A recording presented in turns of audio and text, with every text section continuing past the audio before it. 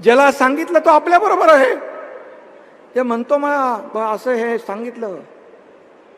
मी रामदासबाईंना सांगितलं षण्मुखानंदमध्ये येऊ नका, तुमचा मनोहर पंत करायचा प्रयत्न इकडे चालू आहे. त्यांचा देखील अशाच प्रकारचा अपमान करण्याचा कारस्थान त्यांनी केलं.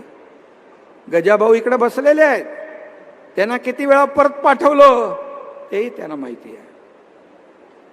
याच लोकांनी शिवसेना मोठी केली. हेच लोक बाळासाहेबांच्या खांदा लावून काम करत होते. आज रामदास नारायण राणे साहेब असतील, राज ठाकरे साहेब असतील, काय मागितलं होतं त्यांनी?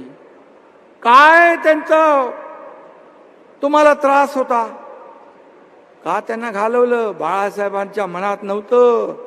पण जे दरबारी राजकारण करणारे, कानामध्ये भुंगा करणारे या लोकांनी सांगितलं. त्यामुळे एक इनसिक्युरिटी, आपल्या नेतृत्वावर स्वतःला कॉन्फिडन्स पाहिजे. जर आपला कार्यकर्ता मोठा असेल, होत असेल, तर नेत्याला अभिमान पाहिजे. का घालवले यांना तुम्ही? का घालवले? जे एखादा चांगला भाषण करायला लागला तर त्याचं भाषण कट करायला लागले. इथं गुलाबराव पाटील बसले, त्यांना त्यांचा चांगला अनुभव आहे. रामदास भाई, अनेक नाव आहेत. आपला माणूस जर चांगलं वक्तृत्व आहे, चांगलं नेतृत्व सिद्ध करू शकतो, तर पक्ष नेतृत्वाने त्याच्या पाठीशी खंबीरपणे उभं राहायला पाहिजे. खंबीरपणे उभं राहायला पाहिजे, तरच तो पक्ष मोठा होतो. असा पक्ष मोठा होत नाही. 2-4 टकल्यांना सोबत घेऊन पक्ष मोठा नाही होत. मी स्वतः बोललोय, मी जाहीरपणे सांगतो, मी स्वतः बोललोय.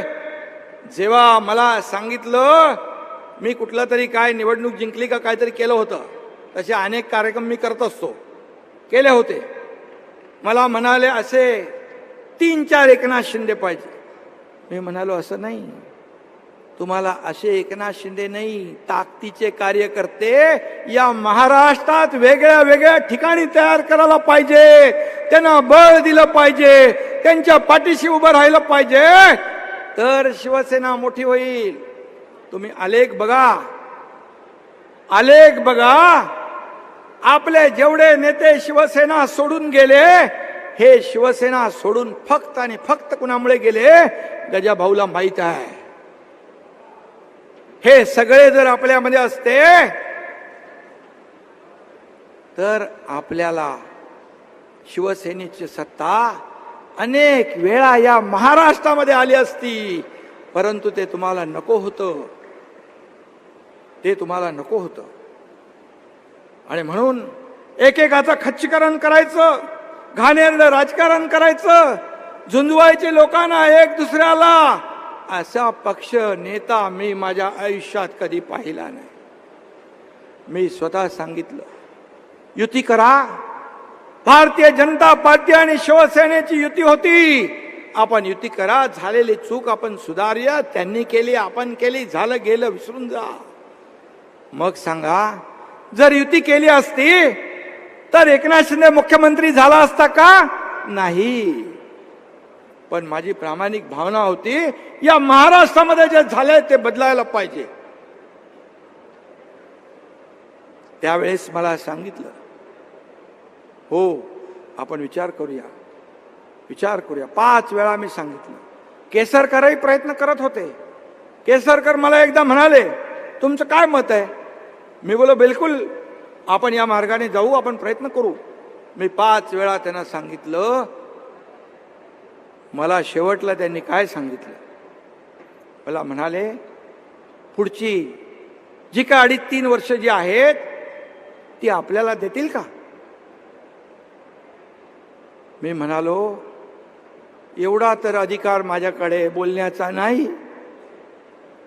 म्हणजे 5 वर्ष पूर्ण मुख्यमंत्री पद मिळालं पाहिजे, खालची शिवसेना शिवसैनिक खच्ची झाले, काही झालं, वाट लागली तरी चालेल, खुर्चीत बसायचं.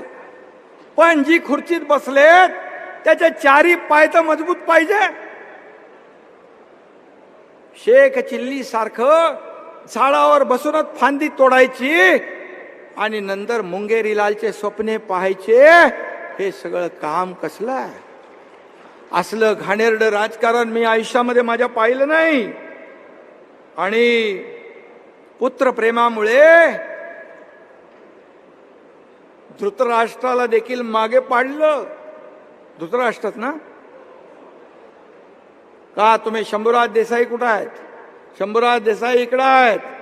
जेव्हा मी गडचिरोलीमध्ये काम करत होतो, गडचिरोलीमध्ये पोलिसांनी अधिकाऱ्यांनी सांगितलं आपल्याला मायनिंगचा कारखाना चालू करता येणार नाही, नक्षलवादामध्ये पोलीस आणि जनता मरेल.